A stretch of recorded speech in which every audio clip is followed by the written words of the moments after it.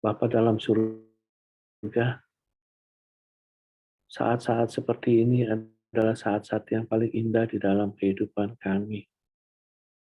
Karena kalau kami bisa beribadah kepadamu, itu adalah sesuatu anugerah yang luar biasa yang Tuhan berikan bagi kami. Kami bisa dekat denganmu. Kami bisa menaikkan pujian penyembahan kami kepadamu. Bahkan kami boleh mendengarkan nasihat-nasihat isi hati Tuhan yang hendak Tuhan sampaikan kepada kami. Terima kasih buat ibadah di siang hari ini, Bapak. Sekalipun ibadah yang kami lakukan ini adalah ibadah online, yang kami lakukan karena terpaksa mengingat beberapa dari kami terkena COVID-19.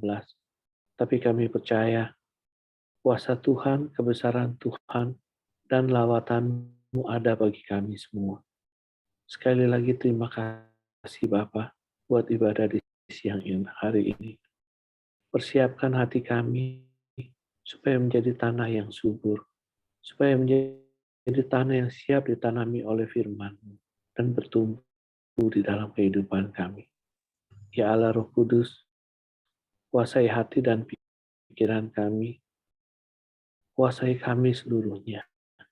Berkati kami dengan kebenaran hidup, dengan kebenaran firman-Mu, dan urapi juga hamba-Mu ini, supaya hanya isi hati Tuhan saja yang boleh kami dengar di saat ini. Sekali lagi terima kasih Bapa. Di dalam nama Yesus, kami menceraikan doa ini. Amin. Shalom saudara-saudara. Apa kabarnya? Pasti baik-baik semua ya. Amin ya. Saudara, suara saya terdengar jelas, saudara. Bagus ya. Oke. Kita akan masuk dalam kebenaran firman Tuhan. Saudara, hari ini kita akan belajar bersama-sama sebuah kebenaran firman Tuhan yang diberikan dengan tema yang diberikan dari Gereja Sinode Bethel Indonesia. Tema ini seragam bagi seluruh gereja-gereja GPI yang ada. Tema minggu terakhir di bulan Juli ini judulnya adalah mengimani dan melakukan firman. Mengimani dan melakukan firman. Untuk itu saya mengajak saudara-saudara semua untuk membuka kitab Yakobus. Yakobus pasalnya yang kedua, ayatnya yang ke-14 sampai 20. Yakobus pasal 2 ayat 14 sampai 20. Saudara menyimak semua ya. Saya akan bacakan ini bagi saudara-saudara semua di rumah. Perikop ini berjudul iman tanpa perbuatan pada hakikatnya adalah mati. Apakah gunanya, saudara-saudaraku, jika seorang mengatakan bahwa ia mempunyai iman, padahal ia tidak mempunyai perbuatan? Dapatkah iman itu menyelamatkan dia? Jika seorang saudara atau saudari tidak mempunyai pakaian dan kekurangan makanan sehari-hari, dan seorang dari antara kamu berkata, "Selamat jalan, kenakanlah kain panas, dan makanlah sampai kenyang." Tetapi ia tidak memberikan kepadanya apa yang perlu bagi tubuhnya. Apa gunanya itu? Demikian juga halnya dengan iman. Jika iman itu tidak disertai perbuatan, maka iman itu pada hakikatnya adalah mati. Tetapi mungkin ada orang berkata, padamu ada iman dan padaku ada perbuatan. Aku akan menjawab dia, tunjukkanlah padaku imanmu itu tanpa perbuatan. Dan aku akan menunjukkan kepadamu imanku dari perbuatan-perbuatanku. Engkau percaya bahwa hanya ada satu Allah saja, itu baik. Tetapi setan-setan pun juga percaya akan hal itu, dan mereka juga gemetar. Hai manusia bebal, hai manusia yang bebal, maukah engkau mengakui sekarang bahwa iman tanpa perbuatan adalah iman yang kosong? Amin. Saudara, sebelum kita membahas dari nas firman Tuhan yang baru kita baca ini, saya akan menjabarkan sedikit tentang tema yang diberikan kepada kita semua. Mengimani dan melakukan firman. Saudara-saudara, mengimani itu apa sih? Apa maksud dari kata mengimani? Mengimani itu kata dasarnya adalah iman. Iman itu apa, saudara? Pengertian iman itu apa? Secara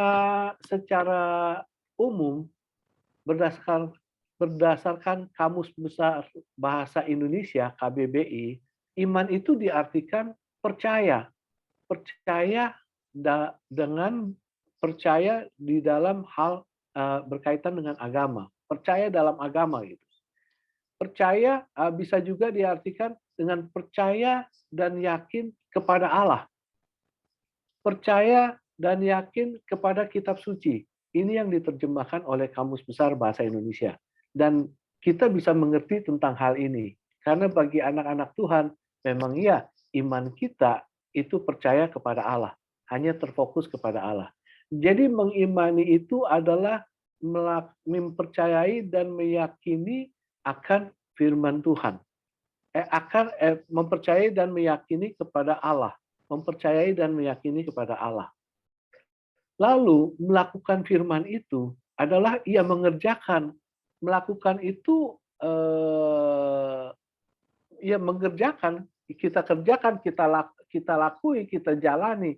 Jadi melakukan firman adalah kita menjalani firman. Firman itu ya sabda Tuhan, firman itu ya kata-kata Tuhan, firman itu ya apa yang Tuhan perintahkan kepada kita. Jadi melakukan firman, ya kita menjalankan semua firman Tuhan, menjalankan apa yang Tuhan berikan kepada kita. Saudara, iman itu cuma satu. Percaya kepada Tuhan itu cuma satu. Tetapi reaksi daripada iman itu berbeda-beda. Ada dua macam reaksi yang kita tahu atas diri anak-anak Tuhan yang mempunyai iman. Yang nomor satu, mempunyai iman, reaksinya melakukan perbuatan-perbuatan yang berkenaan dengan iman itu. Iman itu dijabarkan, ditunjukkan lewat perbuatan-perbuatannya. Iman yang seperti ini, saya katakan ini adalah iman yang benar. Tetapi ada juga iman yang tidak dilakukan dengan perbuatan-perbuatan. Hanya iman tok, hanya iman berhenti ya di iman itu saja, dipercaya itu saja. Tapi nggak dilanjutkan dengan perbuatan-perbuatannya. Inilah yang dikatakan iman yang pada hakikatnya adalah mati. Iman yang kosong, iman yang sia-sia, saudara. Nah, saudara-saudara, Tuhan nggak mau kalau anak-anaknya itu punya iman, iman yang mati seperti ini. Iman yang mati seperti apa yang digambarkan oleh Yakobus. Dalam firman Nats yang kita baca tadi, Yakobus tuh menjabarkan tentang semuanya tentang iman yang mati. Iman yang pada hakikatnya itu mati. Iman yang nggak berguna yang seperti itu. Iman yang sia-sia. Karena itu sekarang kita coba belajar tentang iman yang benar. Iman yang dilakukan dengan perbuatan-perbuatan. Berdasarkan dari apa yang Yakobus katakan dalam Nats ini. Saudara, ada beberapa hal yang kita bisa ketahui yang bisa menjadi dasar bagi diri kita untuk mengerti tentang iman. Nomor satu yang saya simpulkan, iman yang benar itu adalah iman yang diikuti dengan perbuatan-perbuatan yang selaras. Iman yang benar adalah iman yang diikuti dengan perbuatan-perbuatan yang selaras. Saya tekankan di sini dengan kata selaras. Selaras itu apa sih? Selaras itu ya sama, selaras itu ya sejenis. Selaras itu artinya kurang lebih begitu, sama dan sejenis. Jadi iman yang benar itu adalah iman yang diikuti dengan perbuatan-perbuatan kita yang sama dengan iman itu, yang sejenis dengan iman itu, yang serupa dengan iman itu. Karena kalau kita memiliki iman yang diikuti dengan perbuatan-perbuatan yang berbeda dengan iman itu sendiri, maka itu kosong. Itu kosong, itu satu yang sia-sia. Perhatikan saudara, Yakobus menjelaskannya, Yakobus menjelaskannya di dalam ayat 15, 16. Saya bacakan, saudara. Yakobus bilang begini, jika seorang saudara atau saudari tidak mempunyai pakaian dan kekurangan makanan sehari-hari, dan seorang dari antara kamu berkata, "Selamat jalan, kenakanlah pakai kain panas dan makanlah sampai kenyang."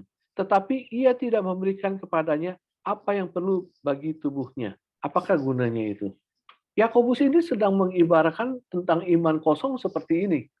Dia bilang, ada orang, dia nggak punya pakaian, nggak punya makanan sehari-hari, kekurangan makanan sehari-hari.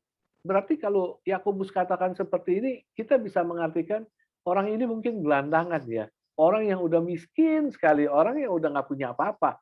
Pakaiannya aja udah nggak layak, makannya aja udah nggak tentu, sehari makan, sehari nggak. Ini pasti orang yang nggak punya apa-apa. Lalu mungkin ini si orang miskin ini bertandang ke rumah temannya. Dan setelah bertandang dia hendak pulang. Lalu temannya itu ngomong begini, "Oh, selamat jalan ya, selamat jalan," katanya. "Selamat jalan, kenakanlah kain panas." Kain panas itu pakaian yang hangat, pakaian yang benar lah, yang bisa menghangatkan badan lah. Dan makanlah sampai kenyang, katanya. Makanlah sampai kenyang. Tapi dia nggak berbuat sesuatu apapun kepada orang itu. Saudara ngerti maksudnya? Temennya itu bilang, "Selamat jalan, kamu mau pulang." "Oke, selamat jalan. Pakai baju yang benar dikit ya, yang hangat supaya di jalanan nggak masuk angin. Makan yang kenyang supaya nggak kelaparan." Tapi dia nggak buat apa-apa, nggak bikin apa-apa sama sekali. Ini saya katakan omdo. Yakobus juga katakan ini omdo. Ini NATO bahasa anak-anak gaulnya, NATO ya. No action, talk only. Cuman ngomong aja, nggak ada sesuatu apapun yang dia buat. Yakobus mengibaratkan firman kosong ini seperti ini. Jadi apa yang dikatakan, apa yang dibunyikan, apa yang disampaikan, itu semua nol, nol besar, nggak ada artinya. Karena cuma berhenti sampai kata-kata dia aja begitu. Nggak ada satu tindakan yang ditunjukkan. Yakobus mengibaratkan iman yang kosong itu seperti ini, iman yang pada hakikatnya mati itu seperti ini. Lihat di ayat 17. Demikian juga halnya dengan iman. Jika iman itu tidak disertai perbuatan, maka iman itu pada hakikatnya mati. Mati. Sama. Semua anak-anak Tuhan seperti itu. Kalau kita memiliki iman, kita nggak refleksikan dengan perbuatan-perbuatan yang selaras, itu iman kita mati. Kita bilang, "Oh, saya punya iman, oh saya percaya, saya yakin. Saya ini udah jadi manusia baru. Saya ini udah jadi anak Tuhan. Saya yakin dan percaya itu semua. Iman saya wah luar biasa dah." Tapi lihat, apa yang kita lakukan dalam kehidupan kita hari-hari? Apakah yang kita lakukan itu selaras dengan iman yang kita miliki? Kalau ternyata kita masih dalam posisi lama, ngebohong ya ngebohong aja terus. Tipu orang ya tipu orang aja terus. Curang ya curang aja terus.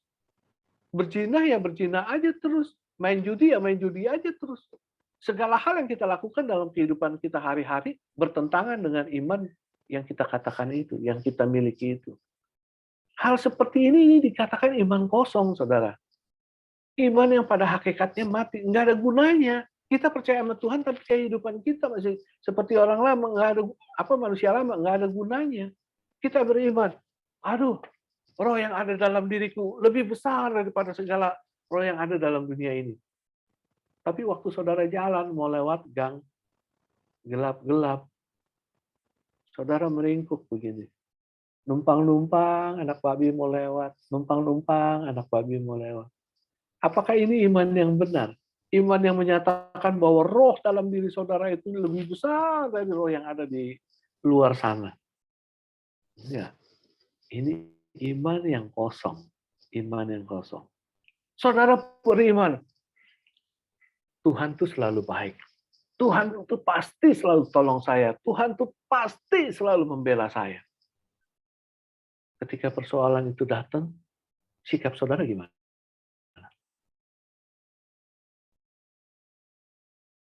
kebanyakan orang khawatir. Aduh, aduh gimana ya? Ini masalah datang, ini persoalan datang. Aduh Tuhan bisa bela saya nggak ya? Tuhan bisa bantu saya nggak ya? Tuhan gimana nih cari jalan keluarnya? Aduh kok nggak sampai-sampai, oh Tuhan nggak kasih-kasih sih jalan keluarnya. Kok Tuhan kayaknya jauh amat sih. Bahkan saudara berpikir, waduh kalau begini caranya saya mesti selesaikan dengan cara-cara saya nih, dengan cara-cara yang lalu-lalu. Saudara berbuat curang. Atau saudara pergi ke Taipak. Oh, di Taipak di sana, wah, lagi cun tuh, lagi cun banget tuh. Kita ke sana yuk. Kita cari jalan keluar. Iman seperti ini saya katakan iman yang pada hakikatnya mati. Iman yang kosong. Bukan iman yang benar yang seperti Allah inginkan. Karena itu saya simpulkan pertama kali, iman yang benar itu adalah iman yang disertai dengan perbuatan-perbuatan kita yang selaras dengan iman itu sendiri. Ini mengapa saya mengingatkan kepada anak-anak Tuhan. Kita semua pasti punya iman. Tapi bagaimana kita menanggapi iman itu dan menunjukkan iman itu seperti apa. Kita percaya kita punya Allah. Kita percaya kita udah jadi anak Tuhan. Tapi apakah hidup kita sudah menjadi garam? Apakah hidup kita sudah menjadi terang? Setiap hal yang kita tunjukkan dalam hidup ini, orang di luar sana bisa menilai iman apa yang ada dalam diri kita. Ini ingat loh, anak-anak Tuhan itu selalu jadi perhatian bagi orang-orang di luar sana. Ini anak Tuhan hidupnya seperti apa? Benar nggak dia punya iman yang benar? Seperti yang Allah inginkan. Lihat Mother Teresa, saudara-saudara. Mother Teresa itu nggak pernah gembar-gembor. Nggak pernah dia bilang, saya punya iman kepada Yesus. Saya punya iman, saya percaya Yesus telah memberikan kasihnya kepada kita. Bahkan telah memberikan jiwanya kepada kita. Dan saya harus merefleksikan kepada dunia ini. Nggak gembar-gembor. Tapi Mother Teresa, dia buat hidupnya.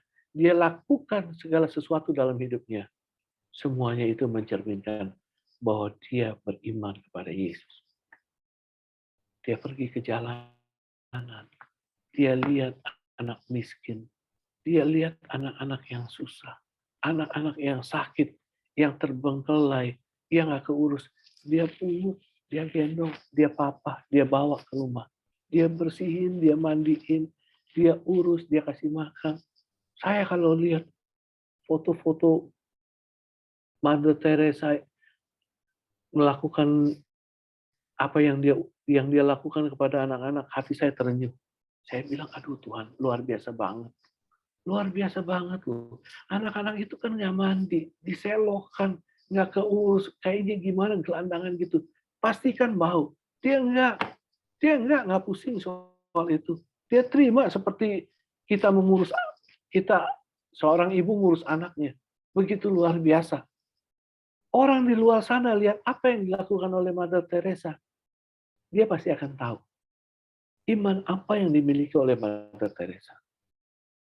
Mother Teresa tunjukkan iman yang benar itu seperti apa. Saudara, belum lama ini saya ada baca satu kisah, kisah nyata. Ini terjadi di Inggris tahun 2008.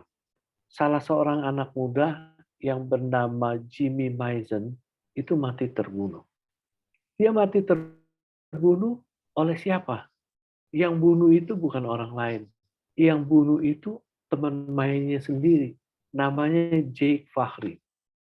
Entah karena apa, kasus apa, atau karena perselisihan apa, saya nggak tahu, si Jimmy ini dibunuh. Peristiwa ini sebenarnya seperti peristiwa biasa. Di Inggris, kayak di negara manapun, suka ada pembunuhan seperti ini.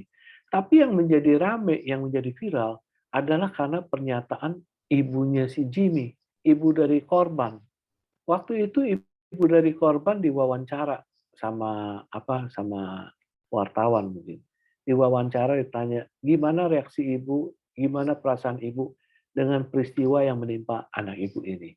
Lalu si ibu korban ini menjawab, ibunya si Jimmy. Dia bilang, saya nggak marah kepada si Jake. temannya si Jimmy.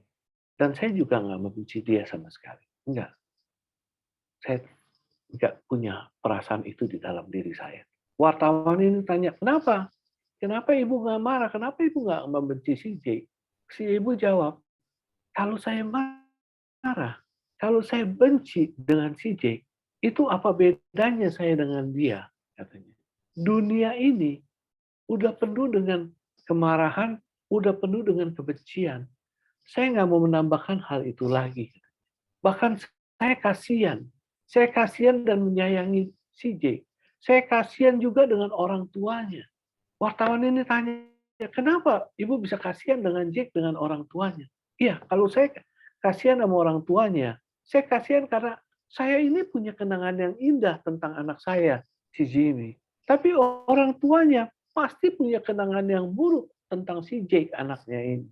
Karena itu saya kasihan. Saya nggak marah, saya nggak benci. Yang ada adalah kasih. Lalu peristiwa itu setelah berlalu, 2 tahun kemudian, tahun 2010, si ibunya si Jimmy ini itu buka sebuah kafe, semacam restoran kafe, nggak jauh dari tempat anaknya ini terbunuh. Mungkin kalau dia buka kafe biasa aja, orang-orang mungkin biasa-biasa aja. Tapi kafe ini jadi terkenal karena apa? Karena dia buka kafe itu bukan untuk diri dia. Dia katakan, saya buka kafe ini, semua penghasilannya, semua pendapatannya, saya nggak ambil 1 perak pun. Saya akan sumbangkan untuk komunitas anak muda, supaya anak muda bisa berkarya, katanya. Ini dia tunjukkan. Dan orang-orang kota Inggris itu jadi sorotan sampai Ratu Inggris memberikan gelar kehormatan untuk orang tuanya si Jimmy ini.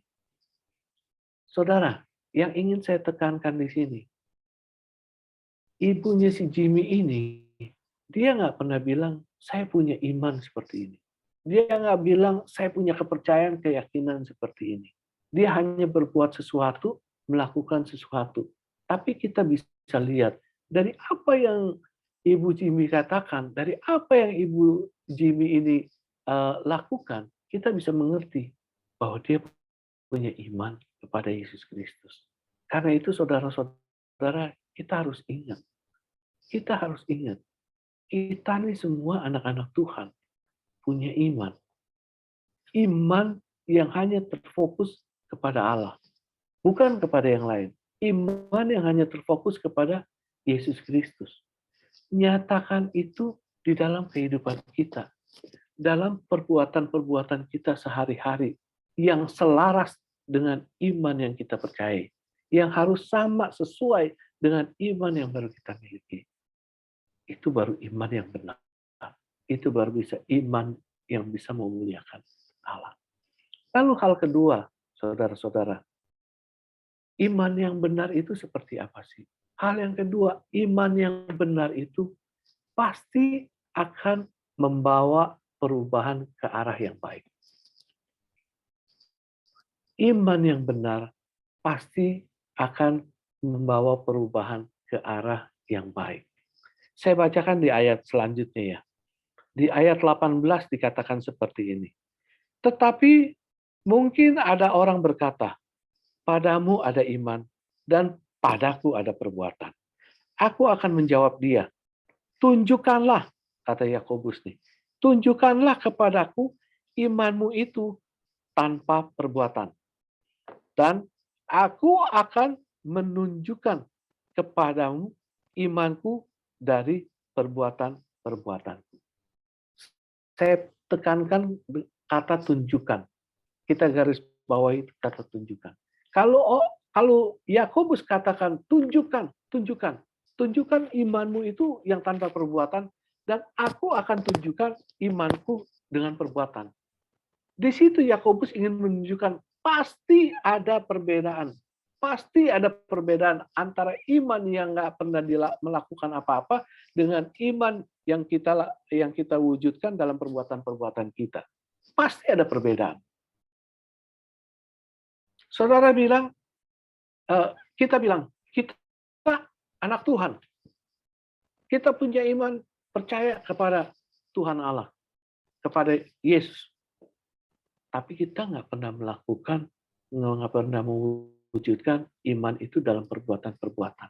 Seperti tadi saya bilang, kita dugem mah dugem aja terus. Judi mah judi aja main terus. Tipu orang ya tipu orang aja. Ada nggak perubahan? Nggak ada.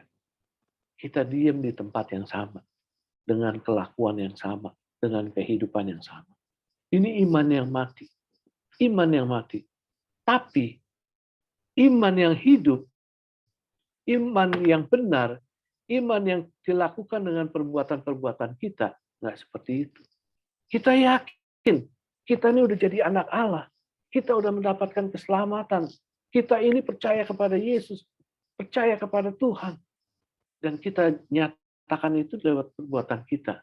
Kita bisa menjadi terang di mana Tuhan utus. Kita bisa menjadi garam, selalu bawa perubahan ke sekeliling kita, selalu bawa sukacita, selalu bawa damai sejahtera. Udah nggak pernah tipu sana sini lagi, nggak pernah nengokin tempat dugem lagi, nggak pernah bohong sana sini lagi. Lihat, berubah. Hidup kita berubah.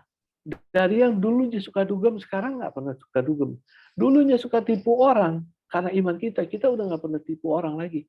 Dari dulunya kita amburadul, macam-macam, kita udah berbeda. Ini yang saya katakan, iman yang kita lakukan, iman yang benar itu bisa membawa kita kepada perubahan yang baik. Ini pasti akan terjadi dalam diri saudara dan saya, dalam kehidupan semua anak-anak Tuhan. Kalau saudara punya iman kepada Yesus, punya iman yang benar, dan saudara wujudkan dalam perbuatan ini, hidup saudara pasti berubah jadi lebih baik. Saya nggak sadar ini dulu, saudara. Dulu saya tuh orangnya bad tempered. Aduh, sifat saya, karakter saya jelek banget dah. Dulu saya, dikit-dikit saya marah. Saya gampang marah. Apalagi sama anak, kalau nakal apa, gampang marah, gampang pukul anak. Udah itu saya apa-apa, pokoknya emosian, orangnya nggak beraturan dah. Nggak beraturan. Tapi setelah saya mengenal Yesus, saya punya iman kepada Tuhan. Hidup saya berubah ke arah yang lebih baik. Jujur, saudara, saya nggak berasa. Saya nggak sadar. Sampai istri saya sendiri yang kesaksian. Baru saya tahu, iya, emang dulu gue begitu ya. Aduh, gue kalau nggak tahan-tahan, gue ditinggalin, katanya. Begitu buruk hidup saya. Tapi waktu saya beriman pada Tuhan, saya mengenal Tuhan, saya percaya kepada Tuhan, saya berubah tanpa saya terasa. Bukan hanya terjadi pada diri saya, pasti pada semua anak-anak Tuhan yang benar-benar memiliki iman dan melakukannya. Contoh yang gampang dah, dalam Alkitab, Rasul Paulus. Semua pasti tahu Rasul Paulus. Paulus dulu namanya siapa? Saulus. Saulus itu siapa sih? Saulus siapa? Saulus itu perwira tinggi. Oh, dia benci banget sama anak-anak Tuhan. Dia benci banget yang namanya sama pengikut-pengikut Kristus. Aduh, dia sebelnya minta ampun. Kerjaannya tuh ngejar-ngejar, nangkep, menganiaya, bahkan membunuh. Itu kerjaannya dulu. Seperti itu. Tapi lihat, ketika Tuhan touch Saulus, Tuhan panggil Saulus, Saulus percaya kepada Yesus. Saulus memiliki iman kepada Yesus. Lihat apa yang terjadi dalam dirinya. Ada satu perubahan. Perubahan yang menuju ke arah yang lebih baik. Dia bukan lagi menjadi seseorang yang hidupnya itu menghancurkan anak-anak Tuhan, tapi dia berubah. Dia memberitakan tentang kebenaran-kebenaran Tuhan. Bahkan dia mau berkorban untuk Yesus. Segala penderitaan, apa segala macam. Dia oke aja, yang penting untuk Tuhan. Ini dia wujudkan. Dia wujudkan. Itu membuat diri dia menjadi lebih baik lagi, lebih baik lagi, lebih baik lagi. Saudara, ini yang harus terjadi di dalam kehidupan kita. Hidup kita tuh berubah ke arah lebih baik. Belum lama ini beredar sebuah TikTok. Saudara udah sempet dapat belum? TikTok ini ditulis kayaknya oleh seorang anak Tuhan yang menceritakan tentang Teddy Hung. Udah dapat semua, saudara? Belum ya? Teddy Hung. Saya ceritakan secara ringkas saja. Teddy Hung, saya lupa, kayaknya saya pernah kesaksian waktu itu soal Teddy Hung ini. Ini Teddy Hung ini seorang mafia Hong Kong. Dia mafia gangster besar di Hong Kong, punya kasino 200, istrinya 4, anak buahnya banyak, dia punya bisnis prostitusi, bisnis ilegal lainnya yang dunia hitam, itu dia punya semua. Terus TikTok ini menceritakan tentang bagaimana perjalanan pertobatan si Teddy Hung ini. Eh, Sebenarnya apa yang dia ceritakan ini berbeda dengan apa yang saya dengar. Karena waktu itu saya dengar sendiri dari si Teddy Hung, waktu dalam sebuah acara full gospel, dia datang untuk kesaksian dan saya hadir di situ sama istri saya. Tapi saya nggak mempermasalahkan antara bagaimana cara dia bertobat, enggak. Yang ingin saya tekankan di sini adalah bagaimana dia hidup setelah pertobatan itu. Setelah dia bertobat, dia terima Yesus, dia percaya Yesus, dia punya iman kepada Yesus. Hidupnya berubah. Hidupnya berubah, saudara. Dari dulu seorang gangster, dia jadi manusia baik-baik. Dulu demennya senang berantem, dulu demennya tinggal di dunia gelap. Sekarang jadi anak Tuhan benar-benar tinggal di dalam terang. Semua bisnisnya dia tinggalkan. Semua bisnisnya dia tinggalkan. Dia beralih ke bisnis yang legal. Lalu dia bangun sebuah gereja. Dia bangun sebuah gereja untuk sebagai tempat ibadah. Kerjaannya dulu baru bertobat, itu dia keliling sana sini. Keliling sana sini ngapain? Nyariin anak buahnya satu-satu. Dia samperin anak buahnya satu-satu, dia bilang, lu stop, jangan buat jahat lagi. Besok datang ke gereja, ibadah sama-sama. Semua anak buahnya datang ke ibadah sama-sama. Datang minggu ke gereja sama-sama, beribadah sama-sama. Jadi itu gereja penuh dengan gangster. Saudara, ini loh, iman itu kalau hidup, iman yang benar itu kalau disertai dengan perbuatan yang selaras, maka itu pasti akan membawa diri kita ke arah yang lebih baik. Sekarang saudara, kita koreksi diri kita. Koreksi diri kita. Perhatikan diri kita. Seperti saya dulu. Saya dulu memang nggak benar, memang banyak hal yang saya ikuti cara-cara dunia. Tapi sekarang bukan saya nyombongin itu ini, saya belajar terus, belajar terus, belajar terus untuk berubah jadi lebih baik kehidupan saya. Saya menghilangkan emosi saya, marah-marah saya, menghilangkan kata-kata kasar saya, tabiat buruk saya yang lain. Kita koreksi, saudara. Kalau kita masih seperti yang lama-lama aja, masih seperti yang dulu-dulu aja nggak berubah, dan itu adalah semua cara-cara dunia, hati-hati. Jangan-jangan kita kedapatan memiliki iman yang sia-sia. Itu nomor 2, saudara. Lalu nomor 3. Nomor 3 saya simpulkan. Iman yang benar adalah iman yang berkaitan dengan ketaatan. Iman yang benar itu pasti akan berkaitan dengan ketaatan. Saya bacakan di ayat 19-20. Saya izin minum, saudara. Ayat 19 berkata begini. Engkau percaya bahwa hanya ada satu Allah saja. Itu baik. Tetapi setan-setan pun juga percaya akan hal itu. Dan mereka gemetar. Hai manusia yang bebal, maukah engkau mengakui sekarang bahwa iman yang tanpa perbuatan adalah iman yang kosong? Perhatikan saudara, di ayat yang 19. Engkau percaya bahwa hanya ada satu Allah saja. Itu baik. Tetapi setan-setan pun percaya akan hal itu. Dan mereka gemetar. Kita percaya nih, Allah itu ada. Kita percaya Allah itu satu. Kita punya iman kepada Allah, kepada Yesus Kristus. Tapi, Yakobus bilang tapi, setan juga percaya. Setan percaya Allah itu ada. Setan percaya Allah itu satu. Setan juga percaya. Di sini Yakobus pengen kasih tahu, kalau saudara percaya Allah itu ada, saudara percaya Allah itu satu, saudara percaya mengimani kepada Allah, dan saudara udah jadi anak-anak Allah. Tapi saudara nggak melakukan sesuatu apapun, nggak merefleksikan kepercayaan saudara, itu artinya saudara sama seperti, ya saya nggak dengar, tapi saya tahu saudara pasti jawab setan. Iman kita iman yang mati, yang kita nggak lakukan sesuatu apapun, itu disamain sama setan.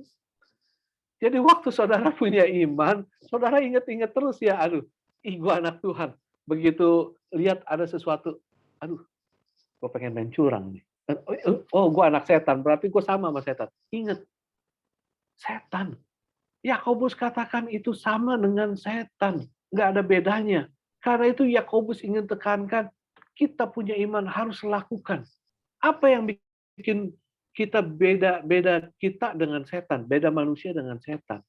Manusia itu bisa berubah, setan itu nggak bisa berubah. Sejak kejatuhan setan, malaikat yang diusir dari surga, setan itu nggak pernah berubah, nggak pernah bisa berubah. Tapi manusia itu bisa berubah. Dulu kita jahat, dulu kita nggak benar, dulu kita orang dunia, kita bisa berubah jadi benar-benar menjadi anak-anak Tuhan. Ini kelebihannya loh manusia. Karena itu yang membedakan manusia dengan setan, manusia itu bisa berubah. Ini yang saya katakan, ketika kita percaya, kita punya iman kepada Yesus yang benar, kita harus wujudkan itu dalam tindakan, dalam perbuatan kita. Kita bisa berubah. Jadi kita nggak seperti si setan. Dan ketika kita melakukan perbuatan-perbuatan itu, perbuatan-perbuatan sesuai dengan iman itu, kita hidup dalam ketaatan. Kita hidup dalam ketaatan. Karena apa yang kita lakoni, apa yang kita kerjakan dari iman itu pasti akan sinkron dengan firman Tuhan ini. Dengan perintah-perintah Tuhan. Dengan apa yang Tuhan berikan kepada kita. Nggak ada yang namanya iman kepada Allah ketika kita kerjakan bertentangan dengan firman Tuhan yang ada dalam Alkitab ini. Dan ketika kita melakukannya, itulah ketaatan. Karena itu saya katakan, kalau kita punya iman yang benar, kita memiliki iman yang kita lakukan dengan perbuatan kita yang selaras, berarti kita sudah hidup di dalam ketaatan. Saudara-saudara, banyak sekali hal-hal yang harus kita pelajari di dalam yang mengenai iman ini. Firman Tuhan ini banyak sekali bicara tentang iman, tentang iman, tentang iman. Kita harus mengerti benar-benar iman yang Tuhan maksudkan. Jangan sampai kita kepleset, kita bisa dibelokin oleh si iblis tentang iman ini. Jangan sampai, saudara. Karena itu saya sampaikan 3 hal yang menjadi dasar bagi kita untuk mengerti lewat apa yang dituliskan oleh Yakobus ini. Iman yang benar itu adalah iman yang diikuti dengan perbuatan yang selaras. Iman yang benar yang harus kita miliki adalah iman yang akan membawa kita berubah ke arah yang lebih baik. Dan iman yang benar itu pasti akan berkaitan dengan ketaatan.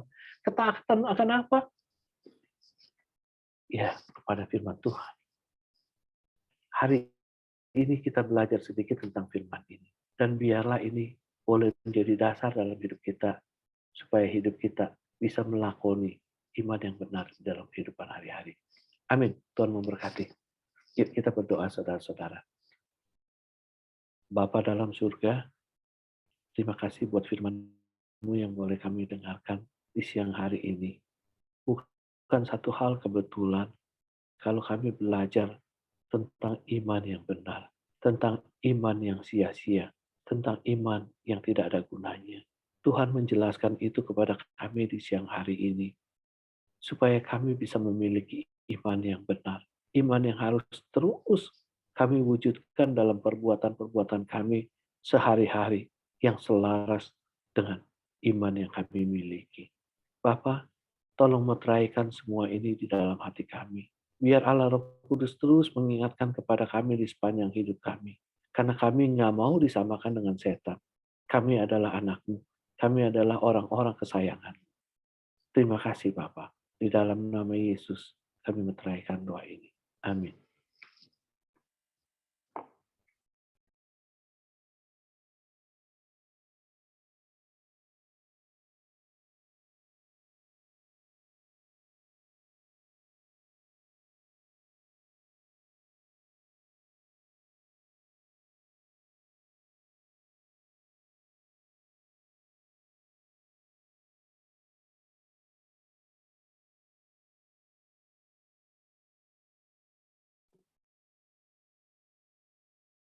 Ya, baik Bapak Ibu sudah kasih dalam Tuhan, selamat siang, puji Tuhan. Siang ini kita boleh ibadah lagi, walaupun memang masih secara online ya.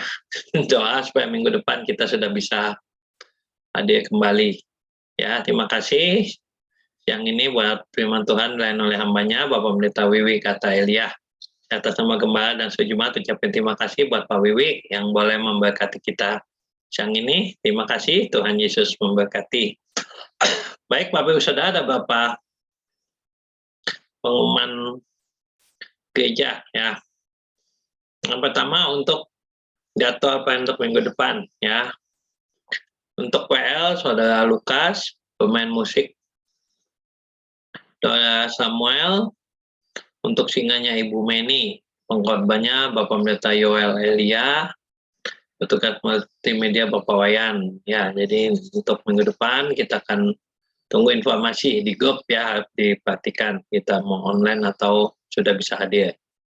Kemudian untuk minggu kedua tanggal 14 Agustus ini kita ada perjamuan kudus ya, akan ada perjamuan kudus. Jadi buat Bapak Ibu Saudara yang ikut dari rumah bisa mempersiapkan sendiri pengganti roti dan anggur atau penggantinya ya.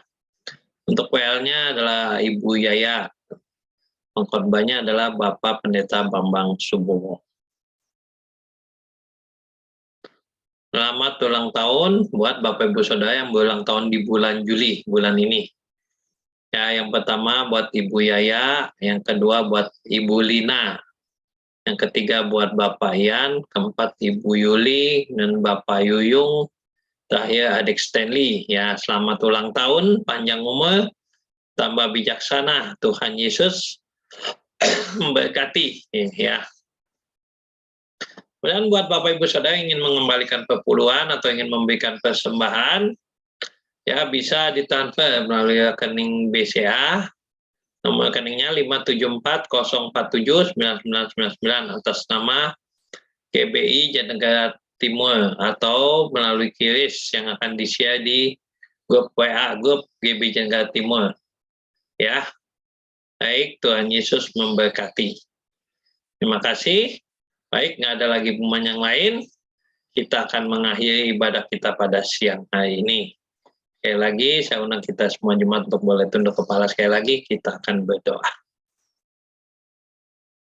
Tuhan Yesus, Bapa di surga, terima kasih Tuhan buat siang hari ini kami datang kepadamu.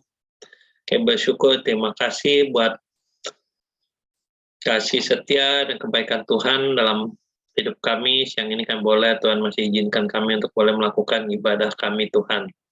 Terima kasih Tuhan, meskipun hanya kami lakukan secara online dan kami percaya berkat Tuhan turun atas setiap kami Tuhan. Terima kasih Tuhan juga pada hari ini kami boleh berbahagia dengan saudara-saudara kekasih kami yang pada bulan Juli ini Tuhan sudah Tuhan tambahkan usianya 1 tahun lagi.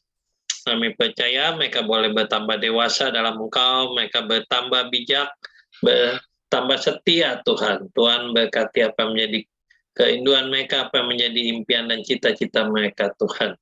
Terima kasih Tuhan, juga Engkau berkati setiap